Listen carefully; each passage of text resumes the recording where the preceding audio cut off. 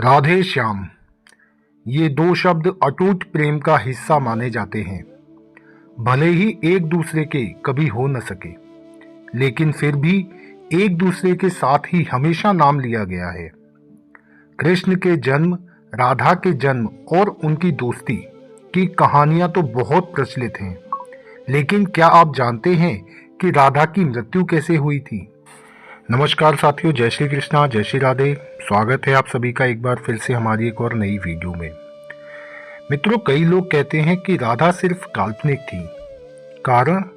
कारण ये है कि भागवत जिसने भी पढ़ी है उसका कहना है कि सिर्फ दसम स्कंद में ही जब महाराज का वर्णन हो रहा है, वहीं एक जगह राधा के बारे में बताया गया है कि वो भी रास कर रही हैं और आनंद ले रही हैं। अलग अलग ग्रंथों में राधा और कृष्ण की गोपियों का अलग वर्णन है। एक जगह ये भी लिखा है कि कृष्ण की 64 कलाएं ही गोपियां थीं और राधा उनकी महाशक्ति, यानी राधा और गोपियां कृष्ण की ही शक्तियां थीं जिन्होंने स्त्री रूप ले लिया था। गोपियों को ही भक्ति मार्ग का परमहंस कहा गया है, क्योंकि उनके दिमाग में 24 घंटे कृष्ण ही रहते थे। राधा और कृष्ण के प्रेम का असली वर्णन मिलता है गर्ग संहिता में। गर्ग संहिता के रचयिता यदुवंशियों के कुल गुरु ऋषि गर्गा मुनि थे। गर्ग संहिता में राधा और कृष्ण की लीलाओं के बारे में बताया गया है। राधा कृष्ण के प्रेम के बारे में बताया गया है। इस संहिता में मधुर श्री कृष्ण लीलाएं हैं, जिसमें राधा जी की माधुर्य भाव वाली लीलाओं का वर्णन किया गया है। श्रीमद् भगवद गीता में जो कुछ सूत्र रूप से कहा गया है, गर्ग संहिता में उसी का बखान किया गया है। अगर गर्ग मुनि यदुवंशियों के कुल गुरु थे, तो ऐसा कैसे हो सकता है कि वो अपने सामने चल रही कृष्ण लीला में किसी काल्पनिक किरदार का चित्रण करेंगे? यहीं से मिलता है राधा के सत्य होने का प्रमाण। कृष्ण राधा से ये वादा करके गए थे कि वो वापस आएंगे, लेकिन कृष्ण राधा के पास वापस नहीं आए और चले गए। उनकी शादी भी रुक्मणी से हो गई। कहा जाता है कि रुक्मणी लक्ष्मी जी का रूप थी और उन्होंने कभी कृष्ण को देखा ही नहीं था, फिर भी उन्हें अपना पति मानती थी। जब रुक्मणी के भाई रुक्मिन ने उनकी शादी किसी और से करनी चाही, तो रुक्मणी ने कृष्ण को याद किया और कहा कि अगर वो नहीं आएंगे तो वो अपनी जान दे देंगी। इसके बाद ही कृष्ण रुक्मणी के पास गए और उनसे शादी कर ली। कृष्ण के वृंदावन छोड़ने के बाद से ही राधा का वर्णन बहुत कम हो गया। राधा और कृष्ण जब आखिरी बार मिले थे, तो राधा ने कृष्ण से कहा था कि भले ही वो उनसे दूर जा रहे हैं, लेकिन मन से कृष्ण हमेशा उनके साथ ही रहेंगे। इसके बाद कृष्ण मथुरा गए और कंस और बाकी राक्षसों को मार के अपना काम पूरा किया। इसके बाद प्रजा की रक्षा के लिए कृष्ण द्वारका चले गए और द्वारकाधीश के नाम से लोकप्रिय हुए। जब कृष्ण वृंदावन से निकल गए, तब राधा की जिंदगी ने अलग ही मोड़ ले लिया था। राधा की शादी एक यादव से हो गई। राधा ने अपने दाम्पत्य जीवन की सारी रस्में निभाई और बूढ़ी हुई, लेकिन उनका मन तब भी कृष्ण के लिए समर्पित था।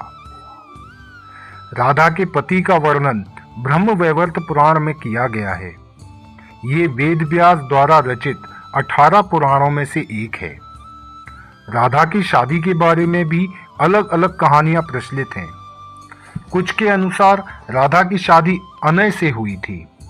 अनय भी वृंदावन के निवासी थे और राधा और अनय की शादी ब्रह्मा की एक परीक्षा के बाद हुई थी। ब्रह्मा ने ये पता लगाने के लिए कि कृष्ण वाकई विष्णु अवतार है, उनके सारे दोस्तों को अगवा कर जंगल में छुपा दिया था। उस समय अनय भी जंगल में थे और गलती से वो भी अगवा हो गए थे। इसके बाद कृष्ण ने अपने सभी दोस्तों का रूप ले लिया, जिसमें अनय भी शामिल था, और फिर सभी बच्चों के घरों में रहने लगे। जिसके बाद उस अनय रूपी कृष्ण की ही शादी राधा के साथ हुई थी। एक दूसरी कहानी के अनुसार असल में राधा की शादी हुई ही नहीं थी। ब्रह्म वैवर्त पुराण के अनुसार राधा अपने घर को छोड़ते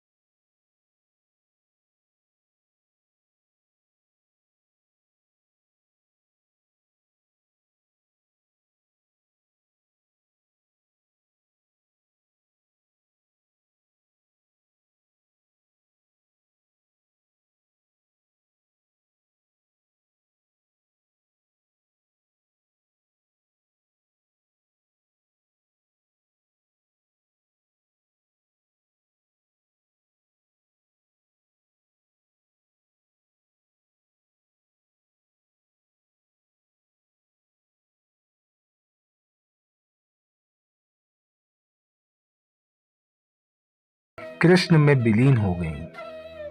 किसी भी पुराण में राधा की मृत्यु का वर्णन नहीं मिलता है। गर्ग संहिता के गोलोका कांड में देवर्षि नारद और मिथिला नरेश के बीच का संवाद बताया गया है। ये राधा और श्री धामा के श्राप के कारण हुआ था कि राधा और कृष्ण को 100 सालों तक का वियोग झेलना पड़ा। श्री गर्ग संहिता के विश्वजीत कांड के 49वें अध्याय में एक और कहानी लिखी गई है। कहा गया है कि राधा और कृष्ण 100 साल बाद सूर्य ग्रहण के दौरान होने वाले एक यज्ञ में मिले थे, जो कुरुक्षेत्र में हो रहा था। इस दौरान राधा को योगेश्वर भगवान अपनी रानियों और गोपियों के साथ ले गए द्वारका। यहाँ सभी ने राजसूया यज्ञ में हिस्सा लिया, जिसे राजा उग्रसेन ने करवाया था। उस समय राधा कृष्ण के साथ उनकी पत्नी के तौर पर थीं, और यहीं लिखा जाता है कि राधा की कृष्ण के साथ में शादी हुई थी, और वो छाया राधा थी जो रयान गोपा के से शादी कर कृष्ण की मामी बनी थी। पर सिर्फ इस यज्ञ को ही राधा और कृष्ण की शादी का सबूत माना जाता है। तो साथियों, ये थी कहानी राधा के पूरे जीवन के बारे में, जो कि हमने आपको मेन मुद्दों पर बताई है, मेन जो कि तथ्य आपको बताया है। आपको वीडियो कैसी लगी हमें कमेंट में अवश्य बताएं। वीडियो अच्छी लगी हो तो अपने मित्रों के साथ में शेयर करें। जो भी जानकारी दी है वो किसी तथ्यों के हिसाब से दी है। वीडियो को अधिक से अधिक शेयर करें।